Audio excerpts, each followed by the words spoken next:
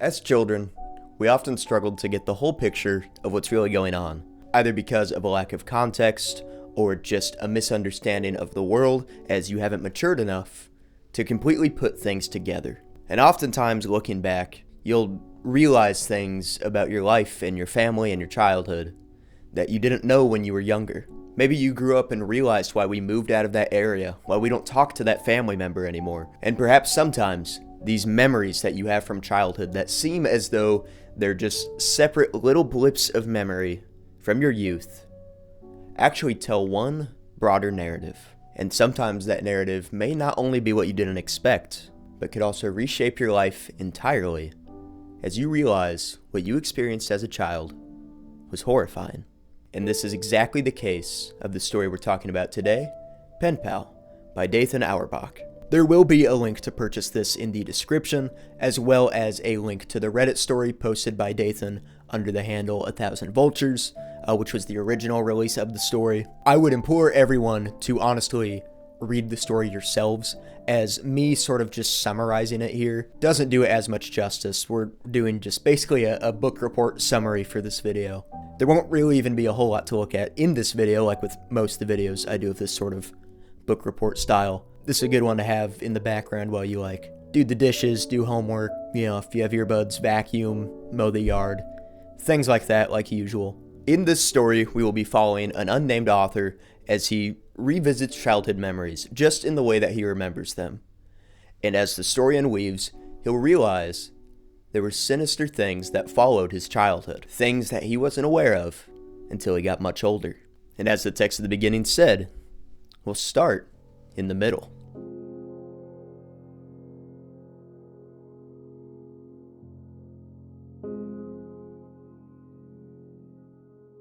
When our protagonist was 6 years old, just as he was falling asleep, he would hear his heartbeat through his pillow. But to him, it sounded as though it were footsteps walking across a carpeted floor. He would jolt awake every time he heard them, thinking that someone was in his room coming to get him. He lived with his mother in a neighborhood that he described as being in a transitional period.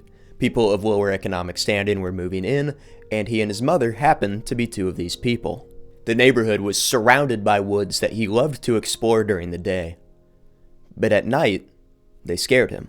So when he heard what he thought were footsteps in the middle of the night, his brain would always conjure up some monster coming out of the woods and coming to get him. And every time he was afraid, his mother would calm him down, saying that he was just imagining things, that everything was okay. However, his fear of monsters coming to get him was just that, a fear. But there was one weird thing that would happen pretty frequently. See, the author had a bunk bed, and he would sometimes find himself waking up on the opposite bunk of the one he fell asleep in. So if he fell asleep on the top bunk, he would wake up in the morning and find himself on the bottom bunk, with no memory whatsoever of having switched beds in the middle of the night. Now, what he assumed was that he would just get up in the middle of the night, having to use the bathroom or get a drink or something like that, and whenever he got back to his room, he would just crawl into the closest bed, that being the one on the bottom bunk, and would just fall back asleep, not exactly making a note to remember that. Just being too groggy and being up for too short of a time to have remembered. One night, however, he wouldn't just wake up in the wrong bed. He'd wake up in the wrong place entirely. As usual, that night, as he was falling asleep, he heard the sound of footsteps, but he was far too close to drifting off into that restful void of sleep that even they couldn't scare him into waking up fully. And so, he fell asleep. But he woke up shivering, opened his eyes, and saw that he was in the woods. So surprised by this, he looked around, and he would see next to him was a deflated pool float, which only served to weird him out further. He stood up and took a step, but he felt a sharp pain in his foot, and looked down to see that he had stepped on a thorn. And when sort of checking himself out, minus this prick that he had just gotten from the thorn, he was completely fine. There were no other scratches on him or even dirt on him that he would have suspected he'd be covered in if he had slept walk through the woods like he assumed. And soon, he started to cry. He was afraid. He had played in the woods by his house countless times, but looking around, none of this looked familiar to him. Either these weren't his woods, or he was deeper in them than he had ever been before. Not really knowing what to do, he picked a direction, and he started walking. And he would walk, doing his best to stay in a straight line, though having to move periodically because of foliage and trees and whatnot. And all the while, he cut his feet up more and more. They were bleeding and covered in cuts as he was walking barefoot through these woods in the middle of the night and couldn't exactly see where it was that he was putting his feet. And somewhere along the way, he got turned around. Because after what felt like hours of walking through these woods, he came to a clearing and saw again the pool float. He was right back where he had started. Panic was now starting to settle in, but he would look up into the night sky and he would see the brightest star and decide no matter what, he would follow that. That way he couldn't get turned around. It would act as a guide for him. And as he went, luckily, things began to look more familiar. He saw a ditch that he and his friends would have dirt wars in. Distinct trees that he would actually recognize. He had, in fact, been in the woods that he was familiar with. And now that he was in a spot that he recognized, he knew how to get out. He finished navigating through the now familiar woods and made it back into his neighborhood. And though his feet were cut up and aching, as he saw the roof of his house, excitement began to overfill him, and he began to jog towards it. He decided that he wouldn't tell his mom about any of this. He didn't want to get in trouble, and he wouldn't really even know how to explain how he got all the way out there in the first place. So he would keep all of this to himself. But as he rounded the corner and saw the full view of his house, his heart would sink. Every light inside was on. His mom was awake and was well aware of his absence. As he approached, he saw her silhouette through one of the windows. And although he was struggling with how he was going to explain all of this to her, he was just so excited to be home, so excited to be out of this woods and see her, that it really didn't matter in that moment. He started to walk up the front porch, turned the doorknob, and as he did, 2 arms came from behind him and grabbed him, pulling him tightly against whoever this was. He cried out, screaming for his mom to help him as he clawed and kicked at whoever it was that had grabbed him. The door flew open and he felt relief. His mom was there. She was going to save him. But as his eyes adjusted to the light, he saw it wasn't his mom. It was a large man in the doorway. The kid struggled further, crying for his mom, demanding to know where she was and what they had done to her. But eventually, over the sound of his cries and pleads, he would hear a voice that sounded familiar, telling him to calm down, that they had him. It was his mom. She had been holding him. And as the boy calmed down, he would notice what the man in the doorway was wearing. It was a police officer uniform. They went inside. The boy's mother was crying. She was afraid she would never see her son again. And he apologized and said he wasn't sure what happened, that he just wanted to come home. He also said sorry for kicking her, but asked why she had to grab him like that. And she said that she was afraid he would run away again. She had found a note on the pillow of his empty bed that night that said that he was unhappy, that he never wanted to see his mom or his friends again, and that he was going to run away. As his mother talked to the police officer, he took a look at the note. He didn't remember writing this. And even if he did, even in the unlikely event that he had forgotten about it, like he sometimes forgot about how he switched bunks in the middle of the night, there was one thing he was certain of. His name was spelled wrong. He hadn't written this letter.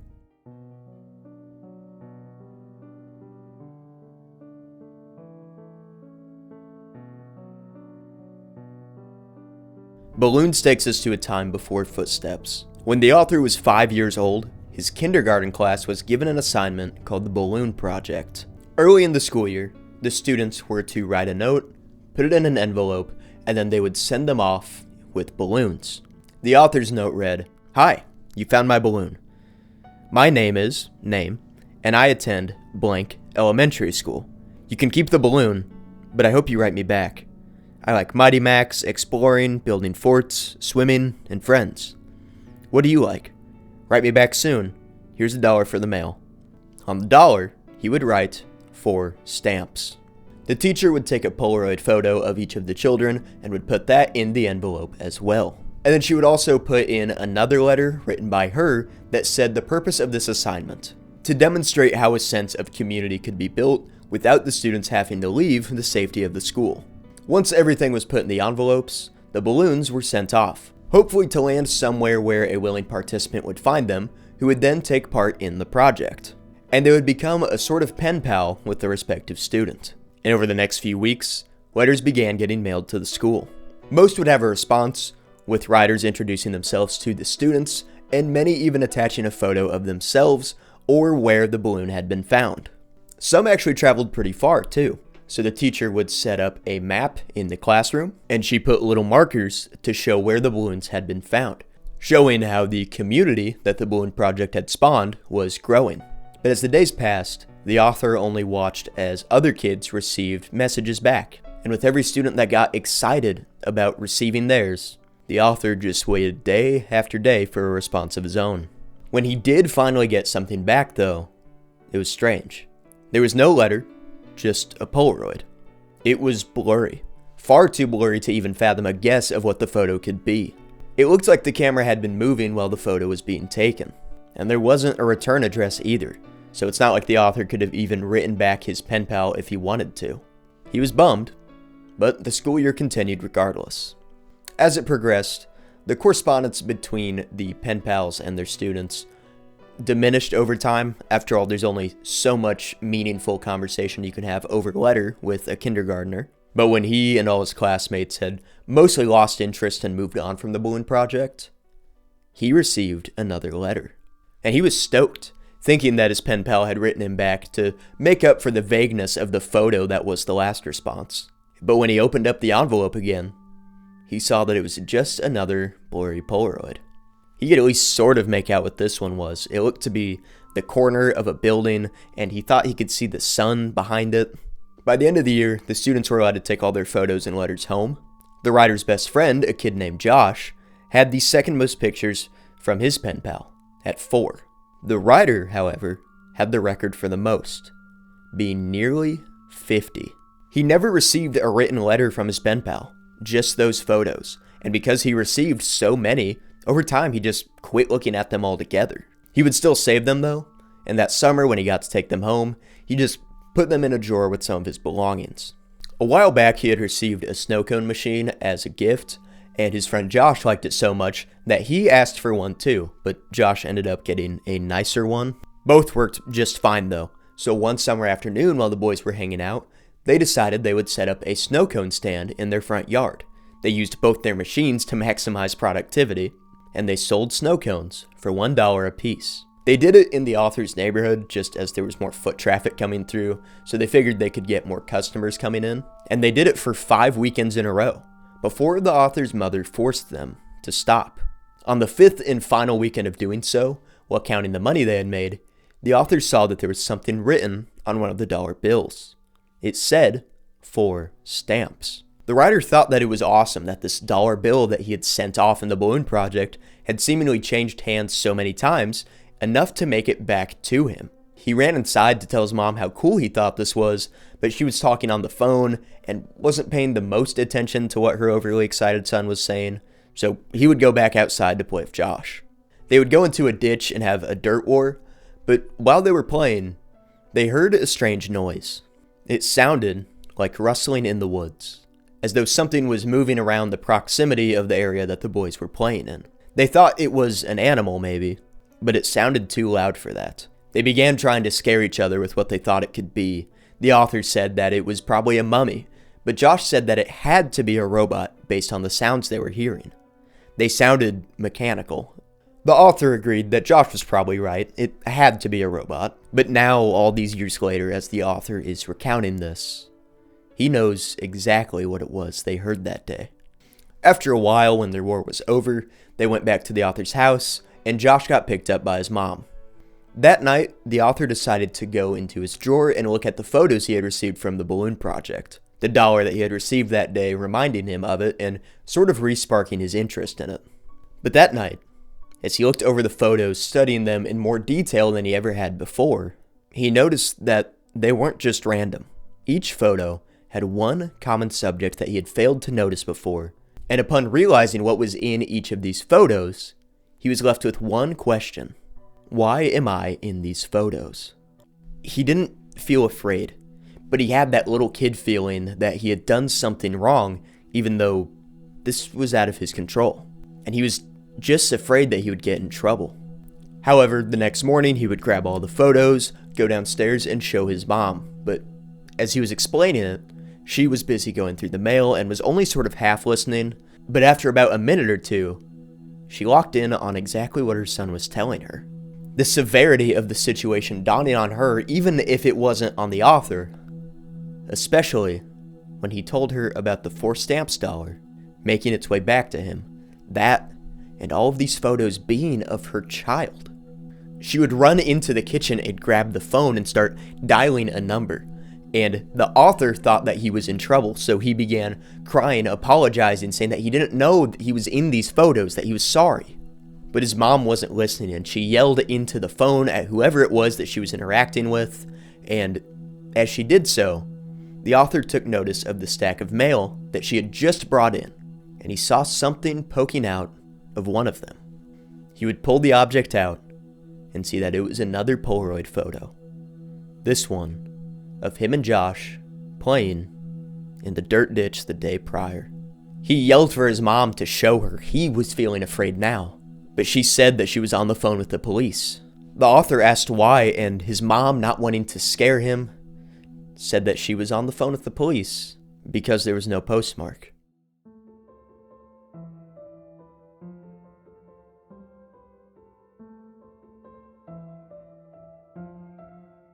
The author was initially hesitant to share this part of the story for 2 reasons. For one, this wasn't a memory that he had forgotten and only remembered later as being something weird that happened in childhood, like the previous 2. This is one that he remembered well, one that he wanted to move on from and forget entirely.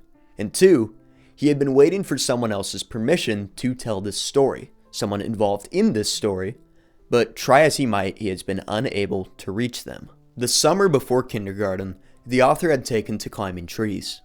There was one tree in particular, this tall pine tree that sat in his front yard, that he loved climbing the most. And he made it his mission to climb as high on it as he could. But the higher he climbed, the more he saw that the branches became more spaced out, more skinny as well, meaning it was a lot more difficult. Though this didn't stop him, and he would keep trying, just moving more cautiously as he was at the top. One day, however, he would miss time going from one branch to the next, and he would fall all the way down to the ground. His mom would see this from the window and would run out, screaming to try and check on her son, but even though he could hear her yelling something, he was far too distracted, looking at his arm, realizing that he didn't know bone could be so white. Of course, he had broken his arm, rather badly too. This meant that he would be starting kindergarten in a cast, with no friends to even sign it. His mother, wanting to lift his spirits, brought home a little kitten, and when she put this kitten on the ground, it immediately crawled into an empty box of soda. And so, they named the cat Boxes. Boxes had a bad habit of escaping and going outside, so they would lure him back in with tuna, but this had the adverse side effect that Boxes would come running at the sound of a can opener. This was especially useful when Boxes escaped into the crawl space, which the author and his mother did not want to go inside to try and fish him out. So, instead, his mom would plug in an extension cord, run it all the way outside to the crawl space, plug in the can opener, and Boxes would come out meowing and then looking ultimately betrayed when he saw that there was no tuna. The last time Boxes would run out of the house was actually the family's last day staying in it. They were moving across town to somewhere more cheap, more convenient. Most of their stuff was already packed up, including kitchen appliances, so when Boxes ran out and ran into the crawl space, they couldn't rely on the can opener to lure him out, meaning that the author's mom actually had to go into the crawl space and get Boxes out manually. She would do so and came out rather quickly holding Boxes in her arms, but she looked unnerved when she emerged. She told the author to keep packing while she went and made a few phone calls, and so he did, and eventually she came into his room and said she had just gotten off the phone with the realtor, that they were able to move into their new house early, today. Now, it's worth noting, the author didn't want to move at all. He loved his home, he wanted to stay here, and he thought he had more time. He hadn't even finished packing, but when he told his mom this, she said sometimes it was easier just to leave things behind and replace them. So he left a bunch of his clothes in his childhood bedroom and left the place that he had called home since he was a little kid. What he was most sad about, however, was moving away from his best friend, Josh. The two weren't exactly neighbors, but the neighborhoods they lived in were relatively close. In fact, they were connected by the woods that were behind his house. A good ways, mind you, but connected nonetheless. Now it wasn't just that their houses wouldn't be in a relative proximity to each other, but that they wouldn't even be in the same school district anymore. And though the boys lived clear across town, their friendship would actually only strengthen. Their parents would take turns driving them to each other's house on the weekends for sleepovers. And one year for Christmas, the parents would actually pool their money to buy the boys a pair of walkie-talkies. Really nice ones that would reach clear across town so that they could still talk to each other. Now one weekend, when the boys were 10, the author was staying over at Josh's. He was staying for 2 nights, so presumably left on Friday night, stayed over then, and now we're here at Saturday night, and he'll go home Sunday, right? And his mom called him. She called frequently to check in on him, especially when she couldn't actually see him. To the author, this was normal, but Josh noticed that she called a lot. But he didn't really think anything of it other than that it was a little strange. Anyways, during this call, she told him boxes had gotten out. He'd been gone since yesterday around the time the author left, but when he'd done this, he'd usually come home by now. Only he hadn't yet. She hadn't told him initially because she didn't want him to worry, but now, since he would be coming home tomorrow, she didn't want him to come home and be disappointed that she had kept this from him. She told him not to worry, that Boxes always came home, just this time he was staying out a little later than usual. Only Boxes didn't come home. Weeks would pass with no sign of the beloved cat, and the author was devastated. A couple weeks later, he was staying at Josh's again, trying to take his mind off of things, and he remembered something his mom had told him to cheer him up. She said that there were instances where pets had gone missing for weeks or even months at a time, only to show up home perfectly fine, because pets always knew where home was. And as he's remembering this, he's talking to Josh and actually interrupts what he's saying because a thought occurs to him. He realizes Boxes probably went home, but he probably went to the wrong home. What if Boxes ran out of the house they lived in now and went back to their old house, the house that he was brought to when he was a kitten, the house that he had spent years living in? What if that was home for Boxes? What if he went home and just didn't pick the right one? And Josh agreed that that made sense. He said he could ask his dad the next day if they could take him by the house and look around, but the author said that wouldn't be possible. His mom had forbade them from going back to his old house for any reason whatsoever. Said that there were new owners there, that they didn't want to be bothered, so they couldn't go. At least not with their parents knowing. If they were going to go, it had to be tonight. They didn't want to be seen in the daylight and knew that their parents wouldn't take them, so they didn't really have another choice. And with a little convincing, Josh agreed. So there were 2 ways to get to the author's old house from Josh's. One was the road, and the other was the woods. The author wanted to take the road, but Josh pointed out there were several reasons why that was a bad idea. For one, seeing a couple kids walking on a road in the middle of the night could raise suspicion, people could get concerned and call the cops, or someone in the neighborhood could recognize them and then call Josh's dad, and then they'd get in trouble. So their other option was the woods. The woods would take half as much time to go through. There was a far less likely chance that people would see them, as well as they had the foliage and trees to cover them from anyone's view. But the author didn't want to take the woods. He still remembered being a 6-year-old and waking up there in the middle of the night, horrified as to how he'd gotten there. Sure, that was years ago by now, but the fear and uncertainty that he felt that night had never really left him. But no matter how hard he persisted, Josh said that he wouldn't go unless they took the woods. And so, not wanting to go alone, the author relented, and the boys would get their flashlights and walkie-talkies. They snuck out of Josh's bedroom window and made their way through the woods to the author's old house. The woods were a lot less scary with a flashlight and a friend, and so the boys were talking, laughing as they walked through the woods, and they were actually making good time. But in a particularly dense section of it, the author's walkie-talkie got caught on a branch, and he was struggling to get it free when he heard Josh say from behind him, "Hey, want to go for a swim?" The author spun around to see what Josh was talking about, and felt his heart sink. There, in the middle of a clearing, he saw a pool float. He was in the same spot that he had woken up in all those years ago. He finally freed his walkie-talkie and walked over to Josh, who was now laying on the pool float in a sort of mock sunbathing position. As he headed over, he tripped on what seemed to be a large hole in the middle of the clearing. This hadn't been here when he woke up here all those years ago, but evidently it seemed that someone had been doing a lot of digging out here, given the size and how deep it was. The author got mad at Josh for kidding around while he was struggling with his walkie-talkie, and he kicked the pool float out of frustration. But when he did, a screeching noise began to emanate from within the pool float. Josh scrambled to get off it, fumbling and falling a few times as he did before finally getting on his feet and moving away from it as the screeching continued. The boys were filled with fear, but it quickly dissipated as they saw a rat come scurrying out from the pool float as it ran off into the woods away from the boys. And they laughed at how scared a rat had made them as they continued their trek through the woods. When they arrived there, though, they were shocked. The property as a whole looked run down. The grass hadn't been mowed, and the whole place just looked dirty. The new owners didn't seem to be taking good care of it. But looking around it more, he realized there were no new owners. Once they moved out, the house had been abandoned. Why would his mom lie to him about this and be so adamant that he could never return here? Those questions would have to wait to be answered. Tonight he was just here to see if he could get his cat back. And no one living here would only make looking for boxes easier, as they wouldn't have to sneak around and be quiet as to not disturb the new owners.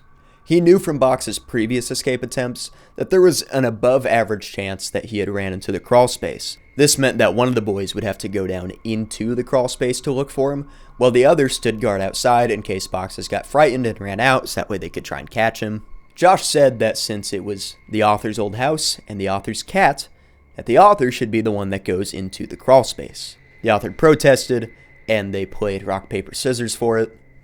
The author lost, and sure enough, he was the one going into the crawl space. He took off the paneling that led down into it, and used his flashlight to see into the dark cavernous underneath of his old home.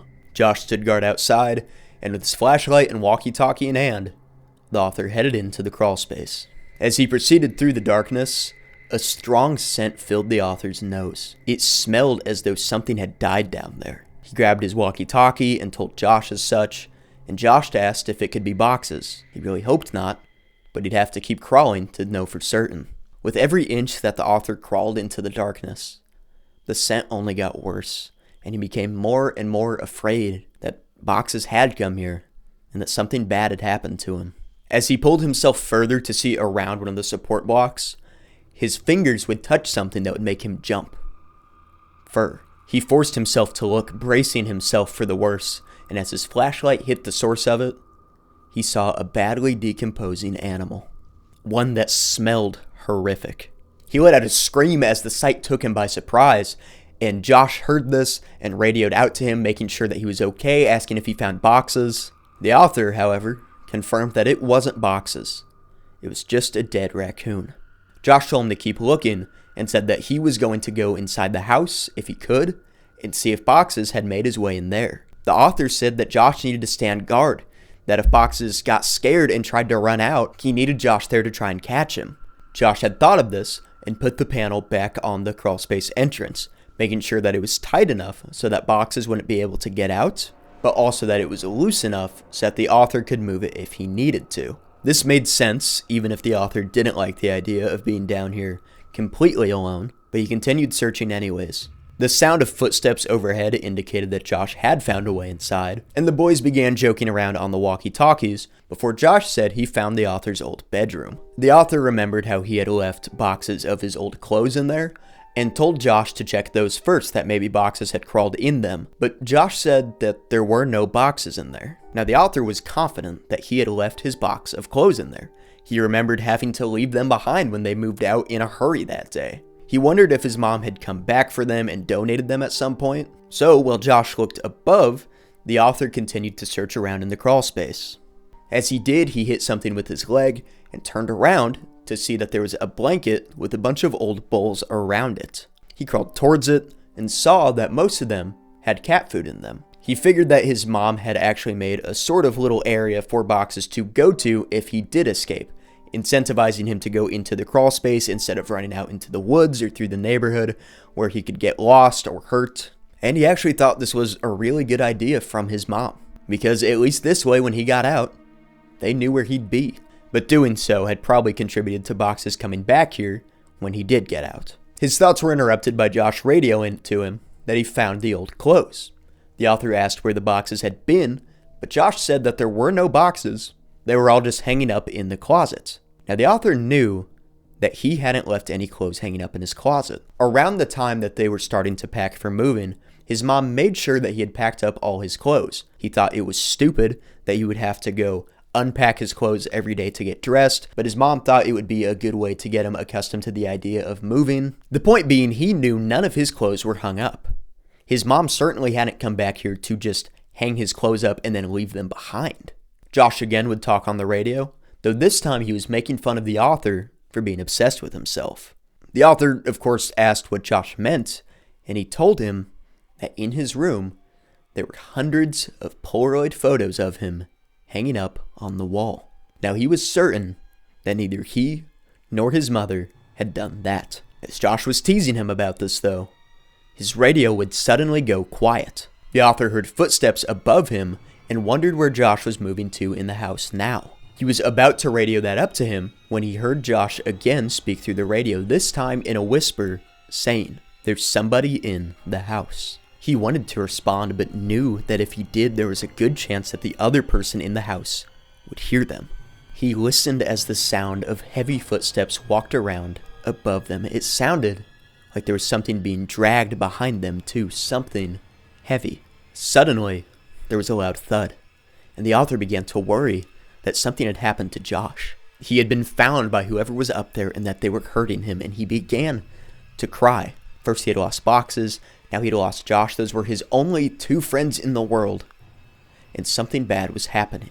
But then he began to worry that Josh would tell whoever this was that he was down there, and that next, this person would come down into the crawl space to get the author. But as the author cried in fear, Josh's voice would come back over the radio, still in a hushed whisper, that whoever it was that was in there had just thrown a big bag onto the ground. And whatever was inside of it, he thought he just saw it move. He wanted to go help Josh. He wanted to run home. He wanted to do several things at once, but all he could do was just sit down there in fear. And as he sat there, his eyes locked on to something else on the crawl space. Something that was located just under where his childhood bedroom was. There were animals. Dozens of dead animals. The sight of so much death down here brought him back to his senses, and he began to crawl back towards the start of the crawl space, back towards the opening. When he got there, he tried to get the panel open, but the way Josh put it on meant that he couldn't get his fingers around it. He couldn't get it open. He was stuck down here. He silently swore at Josh for putting him in this situation. He told him not to leave. He told him to just stand guard.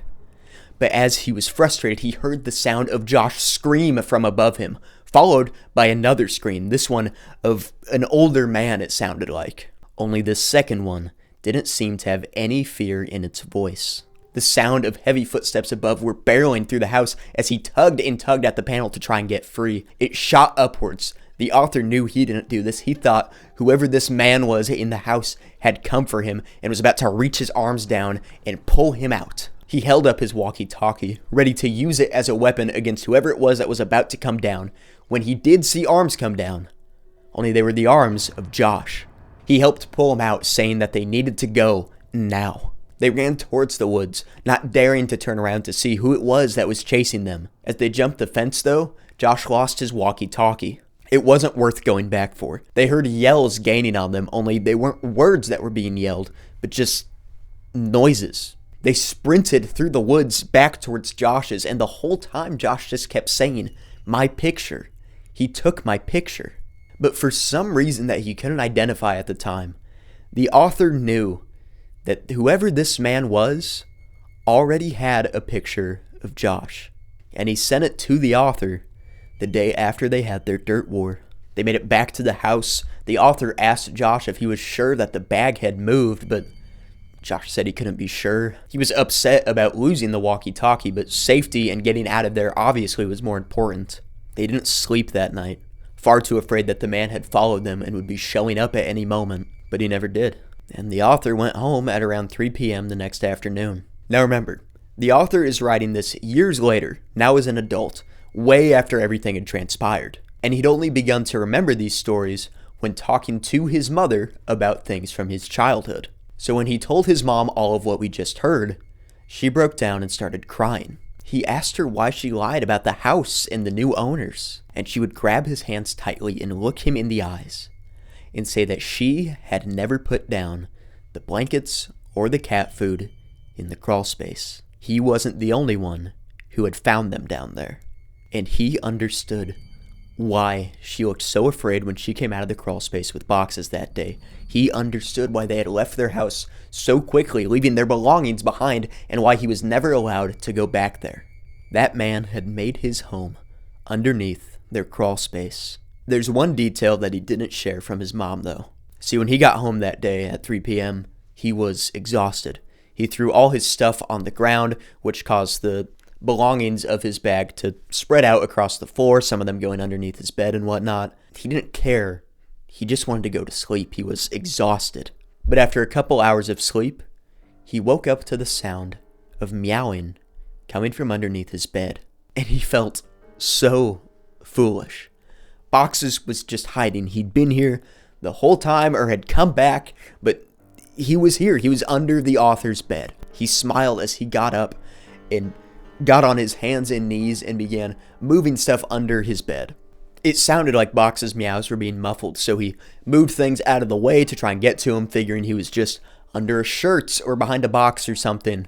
And as he loudly said, "Welcome home, Boxes," his heart would shatter when he moved a shirt and wasn't met with his beloved cat, but instead his own walkie-talkie.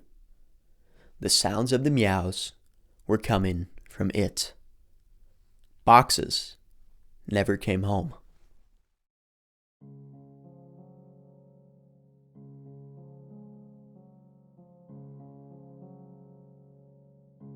The author's old neighborhood was built around a lake. One of the houses built right off of it belonged to an old lady named Mrs. Maggie. She was a very sweet old lady, often talking to Josh and the author while they were swimming in the lake near her house. She would tell them that she was lonely because her husband, Tom, was always traveling for work, and she would invite the boys in for snacks, but they would always politely decline. They thought there was just something off about her. When they would leave, she would always call out, "Chris and John, you're welcome here anytime." There were other things too, like her sprinkler system still seemed to run during the winter, even at weird hours, and they would wake up the next morning and see her yard completely frozen. A problem that she never even seemed to notice. When the author would ask his mother about this, she would say that Mrs. Maggie is sick, and that sometimes leads to her getting confused or forgetting things. She would say though that the boys are still allowed to talk to her, that they should always be polite, and she really is probably just lonely being alone in that big house by herself, but that they should still probably say no politely whenever she asks if they want to come in for snacks. And the author said that she'll probably be less lonely whenever her husband Tom comes back home. But his mother would try and think of a good way to say it before saying that Tom was dead. He'd passed away a long time ago, but because of Mrs. Maggie's sickness, she just couldn't remember. The author was only about 5 or 6 when his mom told him this, so though he didn't completely understand the situation, he still felt very bad for Mrs. Maggie. Of course, now as an adult, he understands that she probably had dementia or Alzheimer's or something along those lines, and that she had sons named Chris and John who, for whatever reason, never seemed to visit her, though they did set up a way so that all her bills would be paid for, so that she wouldn't have to worry about those. The summer between kindergarten and first grade, though before the snow cone incident of balloons, the boys had realized that the woods that connected their houses were connected. They would decide it would be a fun project to go exploring and to map out the woods. They would go through them and add on to them during the sleepovers that they had together. They would walk alongside the lake that went through the woods and would just add on to their map every few minutes. They didn't have any compasses, any indicator to, determine accuracy or anything like that. They were just having fun mapping it out, but to them, it was deathly serious. And to keep track of areas that they had already mapped, they had a big stick that they would just stab into the ground, knowing that when they saw that next time, they would have to pick it up and continue, and then again stopping, they would mark it in, rinse and repeat as they worked on the map. Though they didn't understand why at the time, following the events of balloons, the author's mother kept a tight leash on him. He wasn't allowed to do as many things, his freedoms were sort of restricted of where he could go in the neighborhood, even into the woods and whatnot, and he had to come check in with his mother every so often, even when he was playing outside of Josh. And so because of this, their expedition into the woods trying to map it out meant that they couldn't go out there for as long, as the author would always have to come back and check in with his mom in a certain time frame. So they reached a point where even sprinting to and from the landmarker they set up with the stick took too long, and the project was seemingly dead before they could finish it. But then they came up with an idea. There was a bunch of construction going on in the author's neighborhood where they were building new homes, and a lot of the building supplies was just sort of left out and discarded, and a lot of it would float in the water. So using that and sticks and branches and everything they found, they made a raft that, even to their surprise, functioned. It wasn't perfect, of course, but it could support their weight and it would float. To move forward in the water, they would use long tree branches to try and sort of not so much row, but stab it into the ground and then plunge themselves forward. But when the water got too deep to touch, they would just use their feet to kick forward.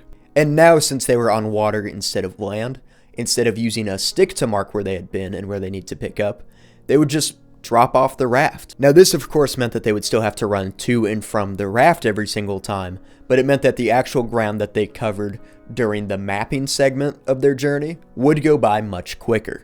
And they continued this well into the first grade, but over time, this too took too long, and the project was again, seemingly, at a standstill. Because of his parents' work schedule, Josh would end up spending most weekends at the author's house.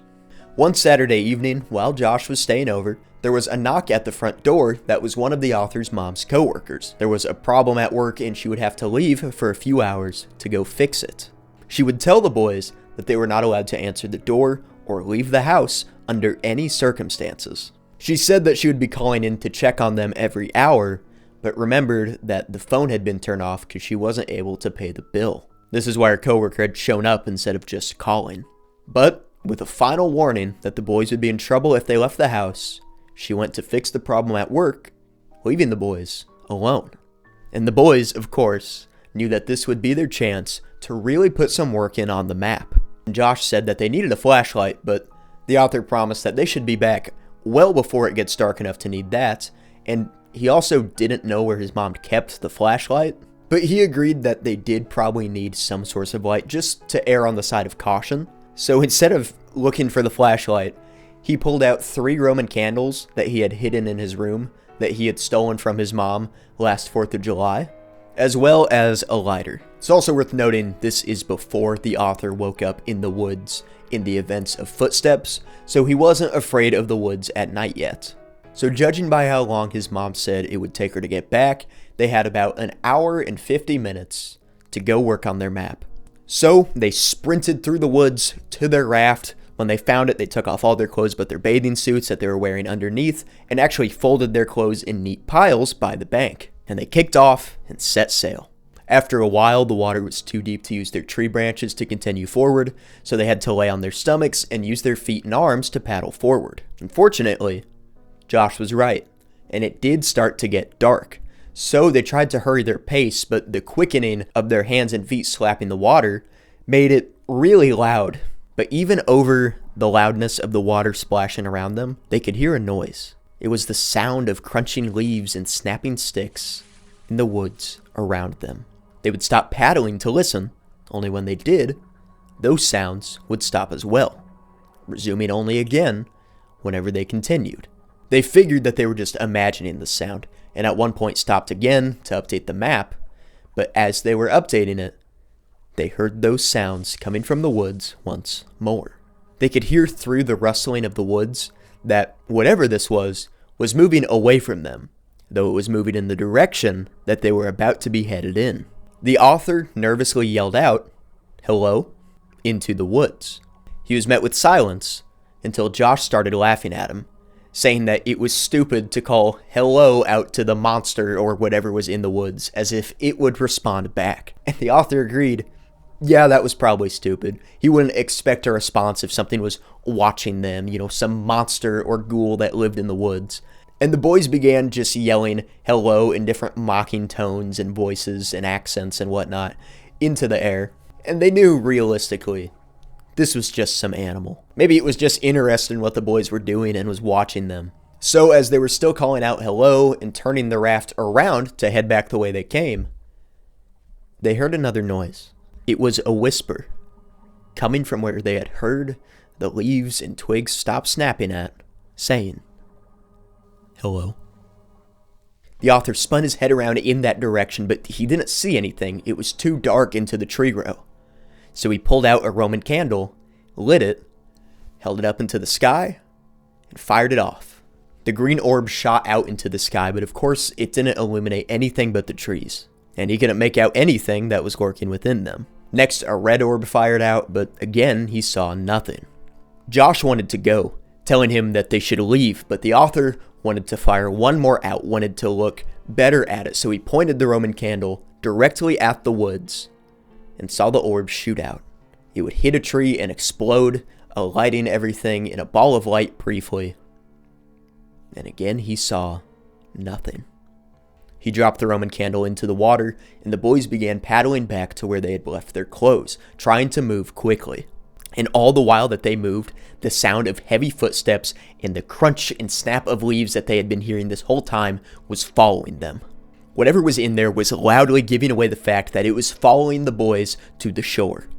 In their panicked state, they were moving too quickly, and because of all their sudden movements, the unstable raft began to fall apart. They both were able to hold on to respective pieces of the raft to keep them afloat, but it was winter, and the water was cold. It was limiting the speed at which they were able to make their way to the shore, and as they paddled, they saw something sink down into the water. It was the map, and they watched their progress, all this time that they had put into it, sink down into the chilling depths of the water. And as devastated as they were, as much as they tried to reach in and grab it, it was pointless. They had to make it to the shore before this cold water got them.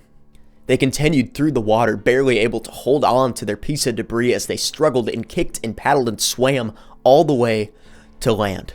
They managed to make it to their dock site where they had taken off earlier, throwing off their swimsuits and trying to get into dry clothes, but as they were dressing themselves, the author noticed that his shirt was nowhere to be found. He told Josh to go ahead and make his way back to the house, that if his mom was there, tell her that they were playing hide and seek and that he was hiding. He needed to try and find his shirt. He figured that if he didn't, his mom would notice that it was missing and that he would get in trouble. But after a little bit of searching, he couldn't find it. It wasn't where he had left it, and he had no choice but to head back to the house. The whole time that he was sprinting back to his house, he kept an eye on the shoreline, hoping to see his shirt or maybe even the map wash up, but as he went, there was no such luck. And as he was at the part of shore right by his house, he heard a voice from behind him. It just said, hello. Turning around, he was both horrified and relieved to see that it was Miss Maggie, just standing out there in the darkness. It was the first time that he had ever seen her without a smile on her face, and it unnerved him. However, when he said hello to her, her smile returned, and she said, oh, hello, Chris. He jokingly asked if she was going to invite him inside for a snack, but she said maybe some other time. She said some other things that he didn't deem as important at the time. He was still busy looking to see if his shirt or the map had washed up, but she sounded happy about the things she was saying. He eventually cut his losses, said goodbye to Mrs. Maggie, and made it home just before his mom pulled in. He changed clothes and warmed up, and the boys had gotten away with it. He told Josh that he hadn't been able to find the map, but did say that he saw Miss Maggie out there, who scared him half to death. Josh asked if Mrs. Maggie invited him in for a snack, but he said no, not this time, and Josh would point out how strange that was. They had never had an interaction with Mrs. Maggie where she hadn't invited them in for a snack. During the boys' conversation, the author realized the lighter might still be in his pocket, and he knew that if his mom found that while doing the laundry, he would be in a world of trouble. So the author would check his pockets, but he would feel something he wasn't expecting. it was the crinkling of paper. At first he thought it was the map, but he had watched that sink to the bottom of the lake. No, when he pulled it out, he would open it up and see that it was a drawing of 2 stick figures holding hands. One was much bigger than the other. There was a number in the top right that either read the number 15 or 16, but he couldn't really tell. He asked Josh if he had done this, but of course Josh said no. But he would point out that underneath the smaller stick figure were the author's initials. He blew it off, still feeling uneasy, but was unsure about why it was there. He told Josh the rest of the conversation he had with Mrs. Maggie, but as a 6-year-old, neither of them realized how important it really was. And he didn't realize it even weeks later, when people in biohazard suits were pulling what he thought were black trash bags out of Mrs. Maggie's home. And he certainly didn't understand why the neighborhood smelled like death that day. And the house would be condemned shortly before he and his mother would move out of the neighborhood. But now he understood. Because that night, Mrs. Maggie had said that Tom had come home. But now, while recounting this story years later, he knows exactly who moved in. He knows why her body was never brought out on a stretcher. Because those bags that were brought out of the house weren't filled with garbage.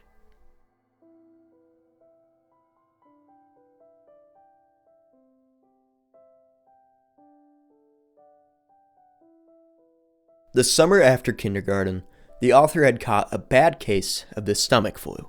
Now this was bad enough, but right before the school year started for 1st grade, his sickness was extended in the form of pink eye. Still, he would start 1st grade rather sickly looking, with bloodshot eyes, and still a kink in his neck from laying in bed for 2 weeks. Because of this, he was a prime target for bullying. Josh had lunch at a different time than the author, so at lunchtime, he sat alone, and kids would come up to him and take his lunch because he was too weak to stand up to them. And this went on for weeks, until eventually a 3rd grader named Alex, who was bigger than just about everyone else at the school, sat down next to him. He would make sure that these kids didn't take his lunch, that they'd leave the author alone. And Alex was nice enough. He wasn't exactly one for great conversation, and they really didn't seem to have much in common, which only led to the author wondering why Alex sat next to him. And he would ask him, and Alex would say that he had a crush on Josh's sister, Veronica. Veronica was a few years older than the boys, and it seemed that every boy in the school had a crush on her. And Alex was one such boy. He was in the 3rd grade and she was in the 4th, but he hoped that because of he and Josh's closeness, that he would be able to go to their house or just see Veronica in some setting and tell her about the nice thing that Alex was doing. That he was making sure this poor little 1st grader wasn't getting bullied and having his lunch stolen. And that she would be so moved by his gesture that she would give him a chance. Now this was during the time that Josh was almost always at the author's house, meaning that the author never really got a chance to see Veronica, let alone tell her about the nice deed Alex was doing. Even if it was for selfish purposes, he was still doing a good thing. So, he asked Josh if he would relay this message to his sister. The author was doubtful that Josh would do it though. Josh, of course, hated the fact that all the boys had a crush on his sister, and he would often call her things like an ugly crow. But even then, though he wouldn't say it to his best friend, the author knew that Veronica was beautiful, and he was confident that she always would be. And years later, he would see that he was correct. When the author was 15, he was seeing a movie at a theater that he and his friends called the Dirt Theater.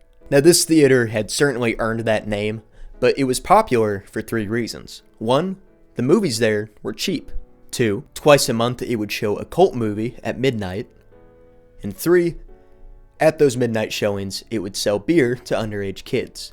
The author went for the first 2 reasons. At one of these movies that he was seeing with his friends, he would see a group of girls walk in and sit a few rows in front of them, and he was instantly taken aback by how pretty the girls were.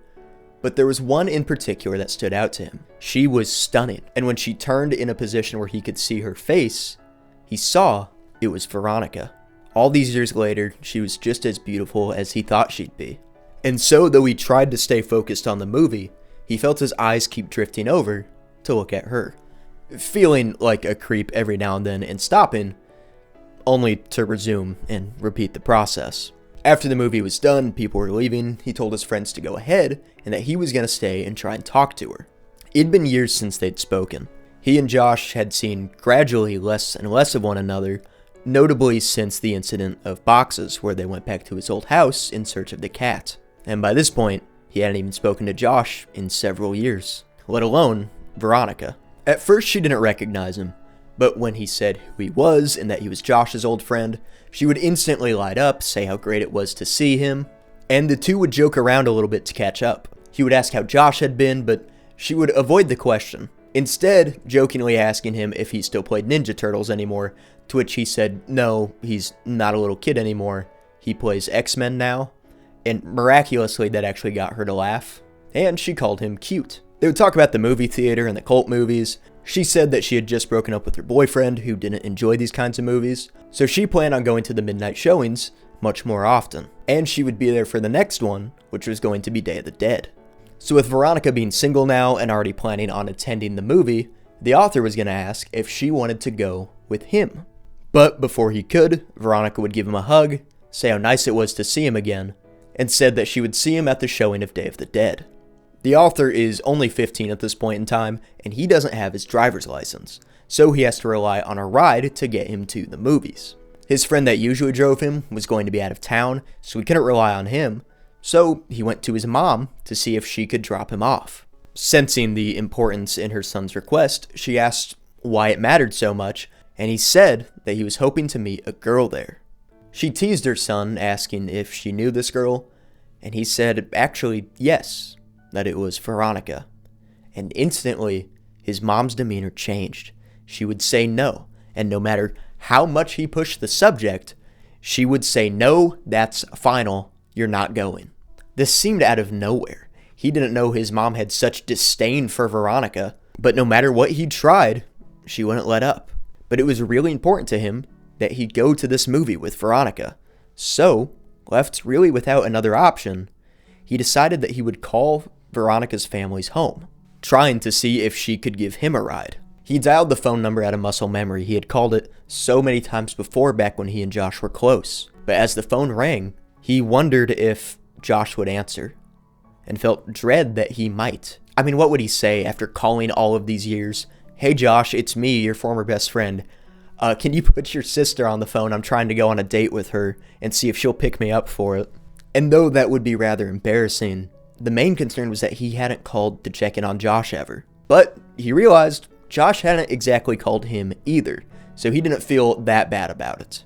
When someone on the other end of the phone did answer, it wasn't a voice he recognized. And when he asked to put Veronica on, the woman on the other end said that he had the wrong number. In the years since he and Josh had been close, his family had changed their phone number. And this hurt a little bit, not just because now he couldn't get in touch with Veronica, but also because he had no way of reaching out to Josh. He hadn't really realized how much he missed him until now. So now he had even more of a reason to go see Veronica at this movie. He did come up with a plan to get there though. He told his mom the day before the movie that he had no intention of going to it, and instead that he was going to go stay at his friend's house. This friend's house was located only half a mile away from the movie theater, and his mom fell for this, dropped him off at his friend's house that evening, and he would hang out with him for a little while before sneaking out of the house. After all, his friend's parents didn't know of this plan and wouldn't have been on board with it if they did, and then started walking to the theater. As he was getting closer to it though, he noticed of all the cars that were passing and whatnot, he was walking by the road, there was one car that didn't. Its headlights were just shining on him, and he would turn around to see what was going on and saw that there was a car stopped about 10 feet behind him. Why was this car just staring at him? Why weren't they passing? He took a step towards the car, and when he did, it put it in drive and then slowly drove by until it eventually passed him and went out of sight. It was too dark for him to see the driver, but he saw that the back window had a big crack in it. He didn't think a whole lot of it. After all, weird people do weird things. It's probably just some guy trying to freak him out. And he kept walking to the theater. He arrived about 10 minutes before the movie was supposed to start, and after just a few of waiting, he saw Veronica arrive alone. They would catch up for just a minute, and she asked if his friends were already inside. He panicked and wondered if she would be put off about him trying to make this a date, but when he told her that he had come alone, there were no friends waiting for him inside. She actually seemed to smile at that. She did look puzzled whenever he would pull out 2 tickets. He had bought hers already, but when he handed it to her, he said, "Don't worry, I'm rich," to which she laughed again, and they would go and enjoy the movie.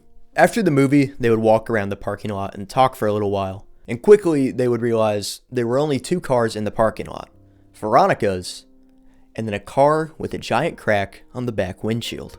And quickly, the author realized what had happened earlier. This car had probably noticed that he was walking towards the theater, and this had to have been an employee and wanting to scare the author, knowing that he was going to see a horror movie. They had stopped to sort of try and freak him out, trying to put horror in someone who was going to see a horror movie. To the author, it made perfect sense, and it made him feel a lot better about what happened earlier. Anyway, with that out of the way, he and Veronica kept talking, and he told her about how funny he thought the dilemma was, about him wondering who would answer the phone. But Veronica didn't laugh.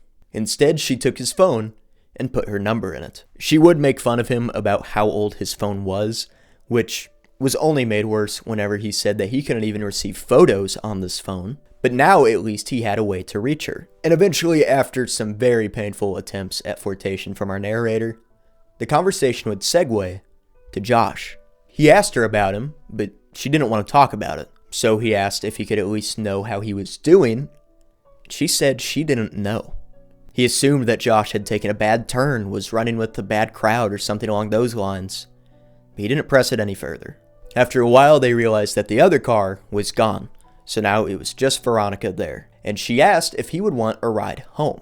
Even though he really didn't, because it was only half a mile away, he told her that yes, he would love one. He was hoping to be able to kiss her whenever she dropped him off.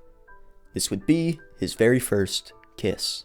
However, the large soda that he had drank all of during the movie had worked its way through him, and he had to pee. Even though the drive would just be like a minute down the road, he didn't want that to interrupt what could be his first kiss, so he excused himself, saying that he had to pee, and he was going to go behind the movie theater to do so out of sight. He only made it a couple steps away though, when a random thought just popped into his head, and he turned and asked Veronica if Josh ever told her about something a kid named Alex did for him in the 1st grade. She would think about it and say, yes, he had. He knew that this was something Josh didn't want to do, but he'd done it anyways, reminding the narrator just how good a friend Josh really was. Anyways, he relieved himself behind the theater, making his way back when he heard a loud screeching noise, followed by a loud thud coming from the parking lot. It was a car. The growling of the engine got louder, and then I thought, no, not louder, closer. As soon as I realized this, I started back toward the fence, but before I could get very far at all, I hear a brief, truncated scream, and the roar of the engine terminated in a deafening thud.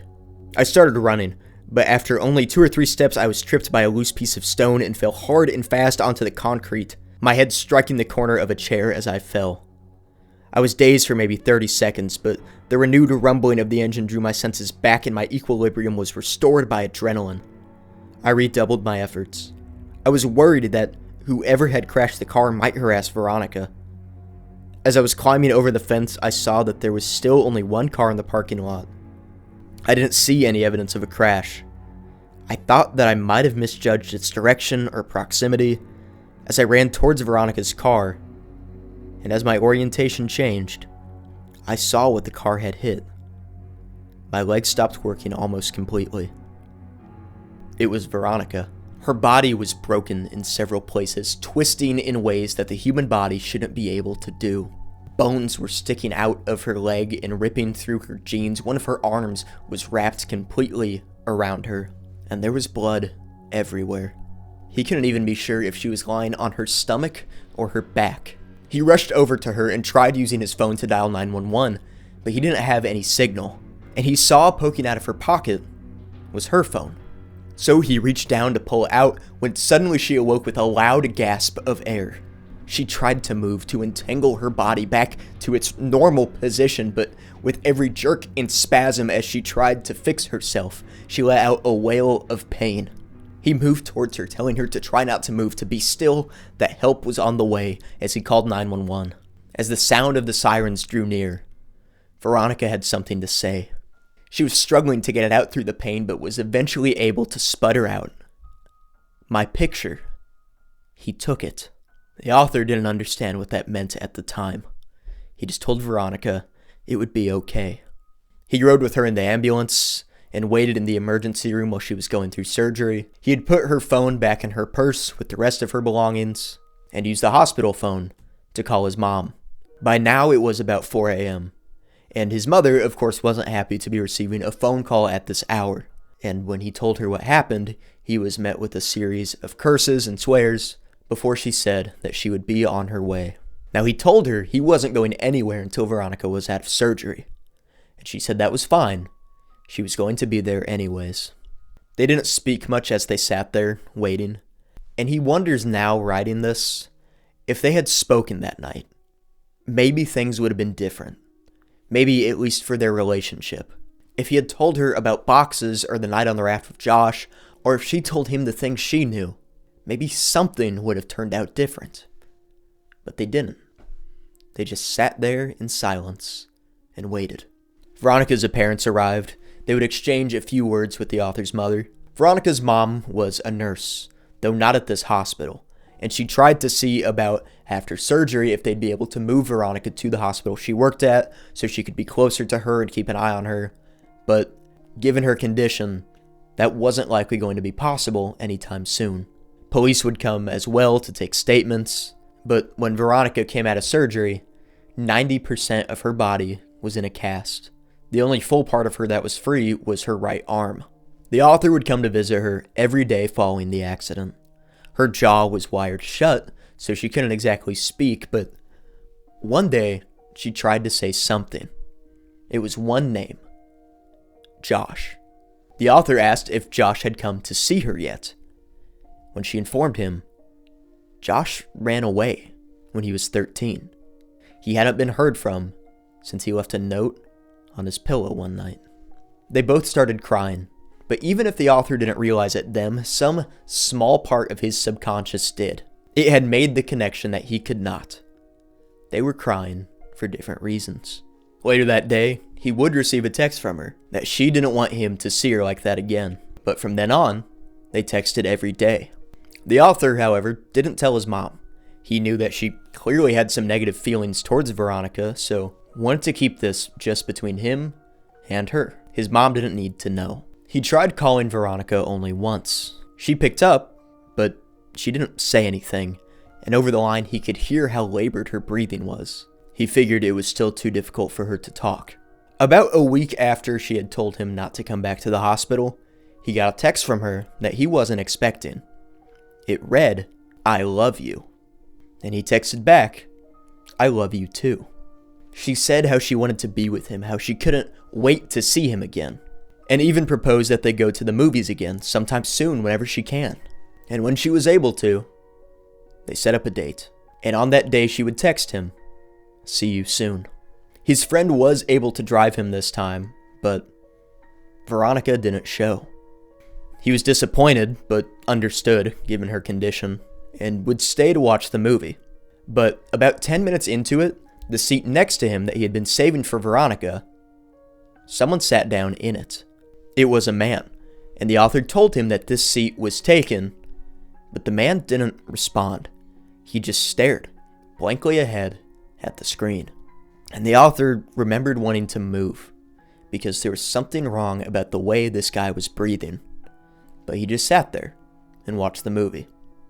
The next day he texted Veronica to see if she was okay, and she just sent back, "See you again, soon." The pain medication that she was on must have made her delirious, but that was the last text he ever received from her. Not hearing from her had bummed him out, and his mom had taken notice and asked what was wrong. At this point, he didn't really feel a need to hide it. He said that he and Veronica had been talking since the accident, but that she quit responding. He was worried that she hated him and didn't want anything to do with him anymore. But his mom started to sob, and she told him Veronica was dead. She had passed away from her injuries that last day that he had visited her in the hospital. She apologized. She said she thought that he knew, but he could only ask one thing. why did it take them so long to turn off her phone? And all his mom could get out was the pictures. He found out that Veronica's parents had thought that her phone was lost in the accident, even though he had put it with her belongings in her purse. They never got it back. After Veronica passed away, they planned on turning off her phone line before the next billing cycle. That was until they received a charge from Veronica's phone, one that had sent a ton of pictures to one number, the author's number. Pictures he didn't receive because his phone couldn't receive pictures. They terminated the line immediately, and the author remembered wondering for some reason if he would have been in any of those pictures. And he remembered the last text that was sent from Veronica's phone. See you again soon. And that brings us to our final entry of PENPAL. Chapter 6, Friends.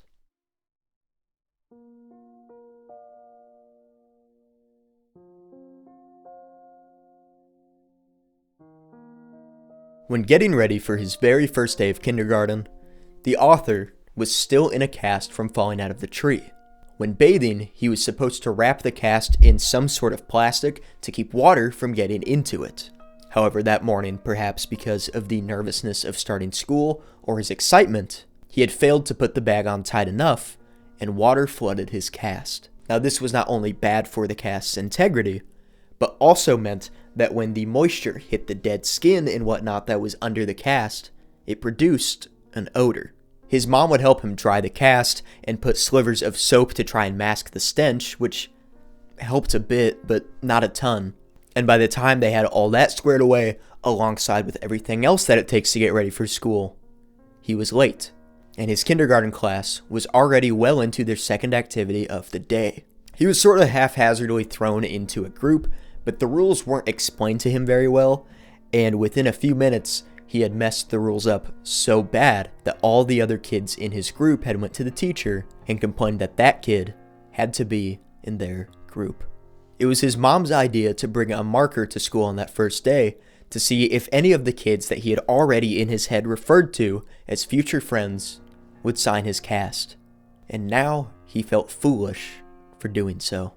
When he was sitting at lunch picking at the frayed ends of his cast, someone sat down across from him and in a voice that was clearly making fun of the author, said, "Hey, I like your lunchbox." This was a lunchbox the author had picked out himself. It was a Teenage Mutant Ninja Turtles lunchbox. And to him, this was the only good thing left about the day.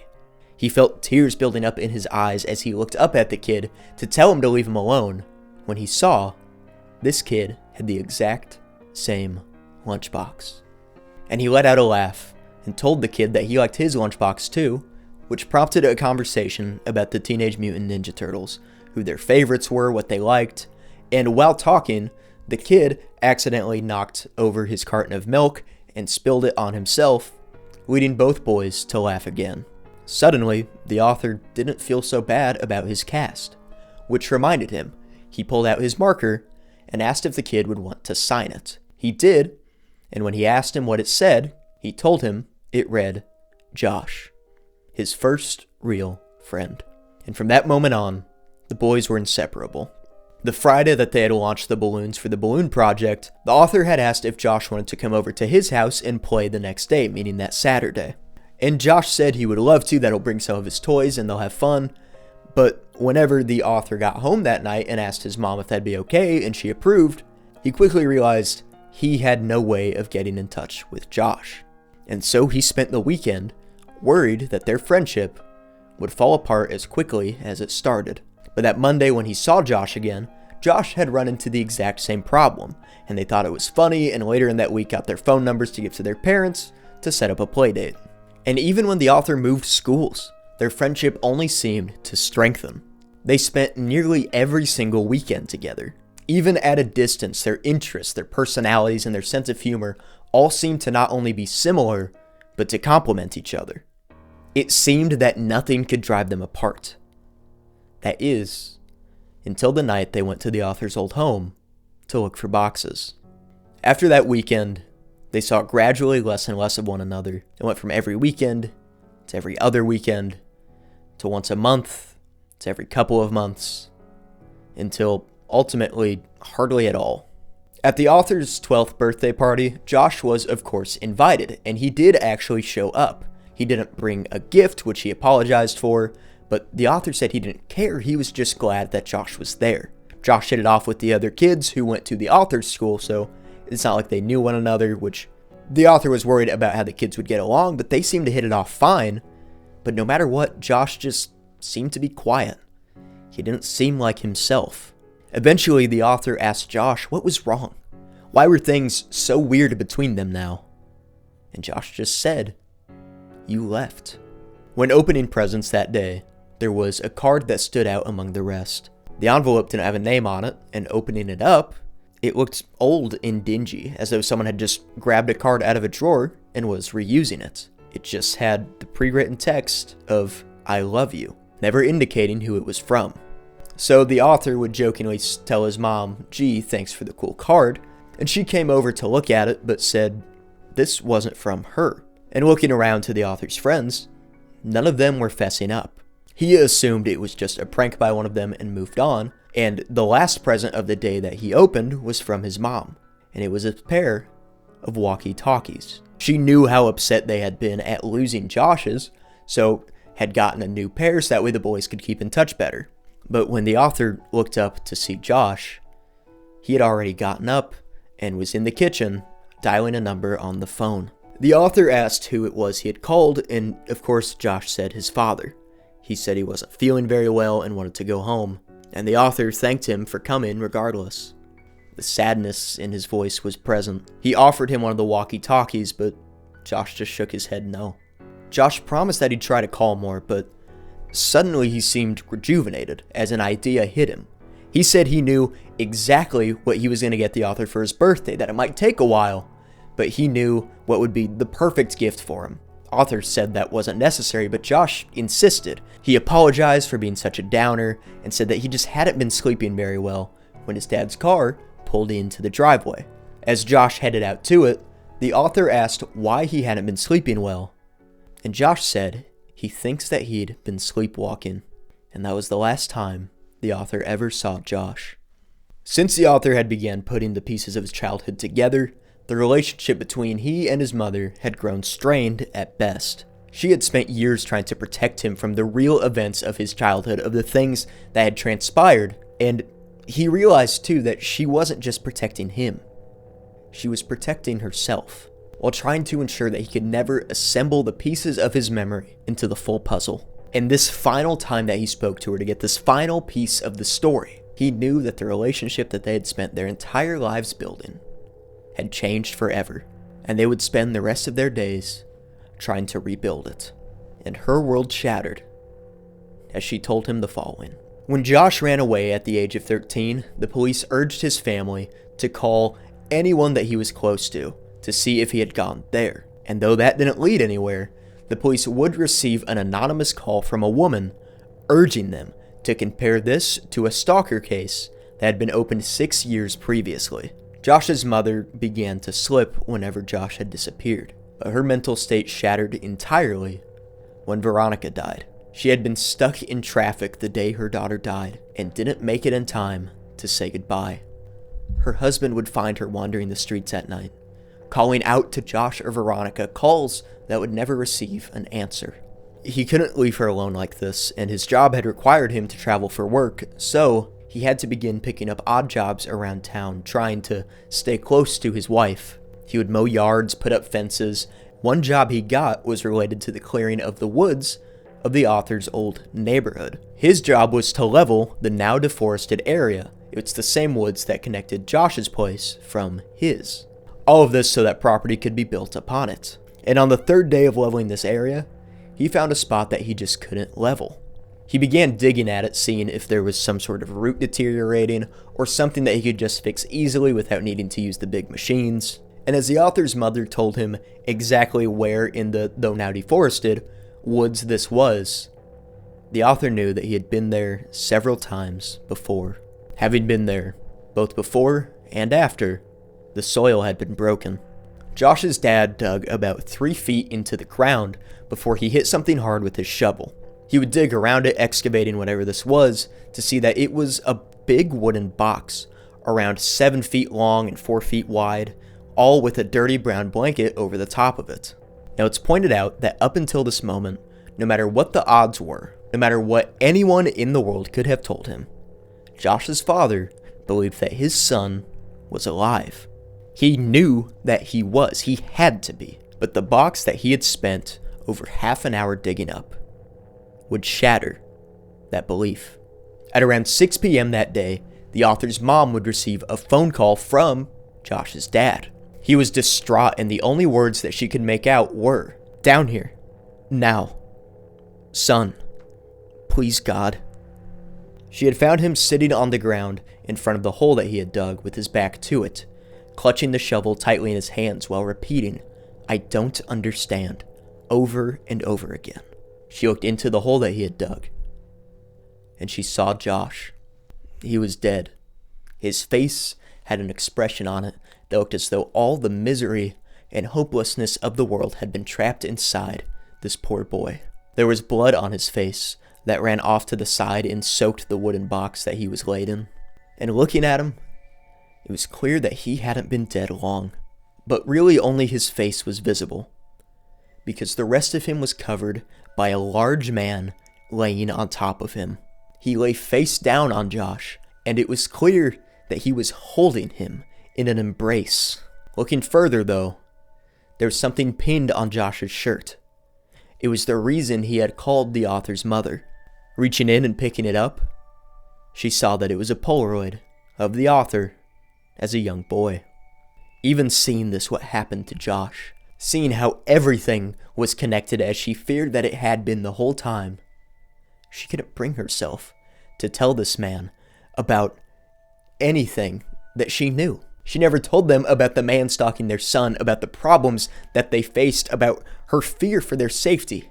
And it had led to this. And even now, she couldn't tell him. What good would it do anyways? He would be the one to break the silence, saying that he couldn't tell his wife, that she couldn't take it.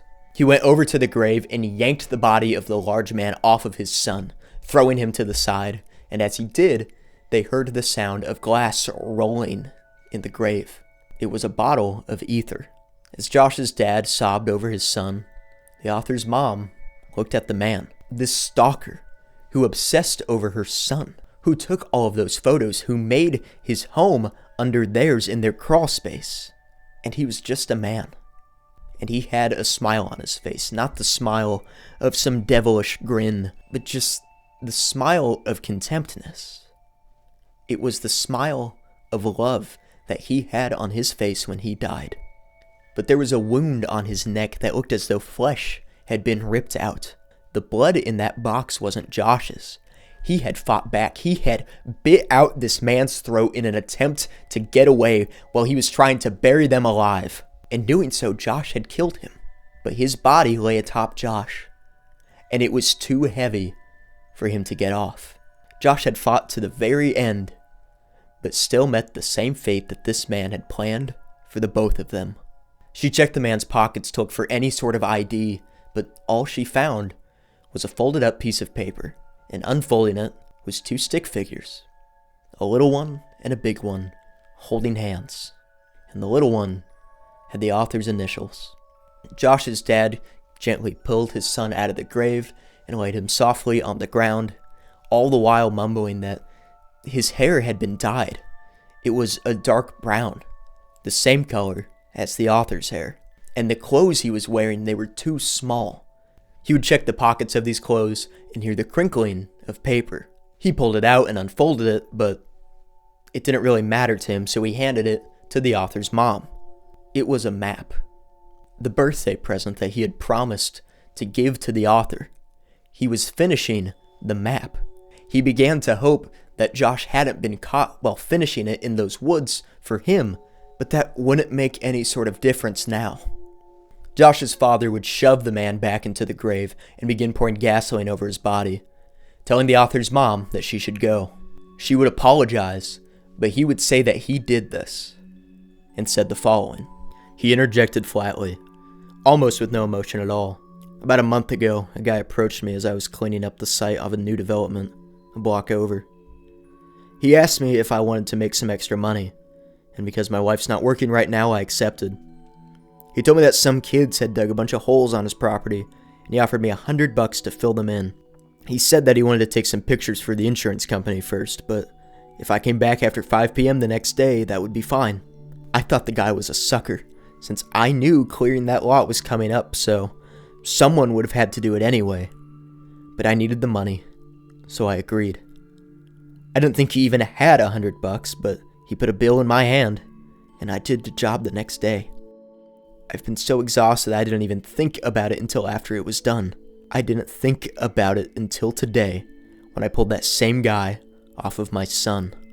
He pointed at the grave, and his emotions started to push through, and he broke into a sob. He paid me $100 so that I could bury him with my boy. It was as if saying it aloud forced him to accept what had happened, and he collapsed onto the ground in tears. My mother could think of nothing to say, and stood there in silence for what felt like a lifetime. His final resting place won't be here with this monster.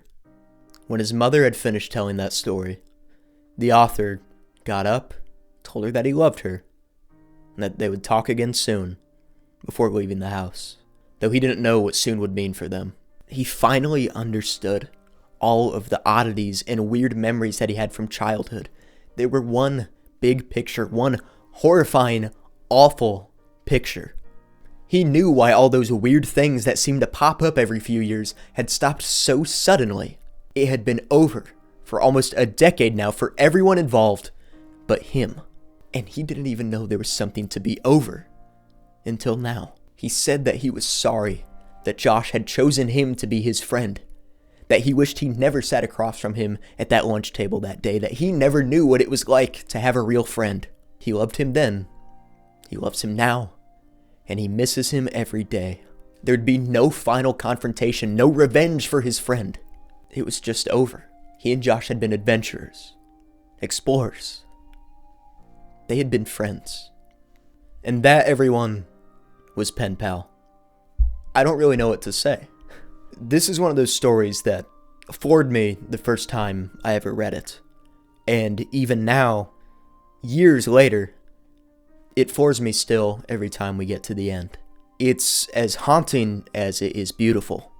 It's a horror story, yes, but at its core, it's the story of a mother protecting her child, of friendship, first and foremost. And it devastates me every time I read it. I love how it's told out of order, but in a way that still builds the story to where you understand it going through. It's one of my favorite stories of all time. I bought the book. There will be a link to that in the description. I would highly implore everyone read this for themselves. And at the very least, just support the author, Dathan Auerbach, or 1,000 Vultures as he was known on Reddit, because his work deserves to be more recognized.